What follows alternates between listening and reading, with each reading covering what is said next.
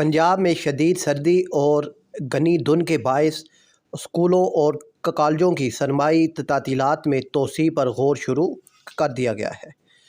جنوری کے مہینے میں اس سال سردی کی شدت معمول سے کہیں زیادہ ہے، جبکہ صبح کے اوقات میں دھند کے باعث حد نگاہ انتہائی کم ہو جاتی ہے۔ زیادہ تر طلباء صبح سویرے اسکول اور کالج جاتے ہیں، جس کی وجہ سے سڑکوں پر حادثات کا خطرہ بڑھ گیا ہے۔ ماہرین صحت کے مطابق شدید سردی بچوں میں نزلہ، زکام اور سانس کی بیماریوں کا باعث بن سکتی ہے۔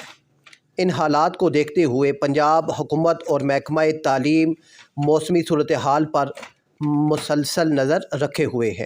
ذرائع کے مطابق اسکولوں اور کالجوں کی دوبارہ کھلنے کی تاریخ میں تبدیلی پر سنجیدگی سے غور کیا جا رہا ہے۔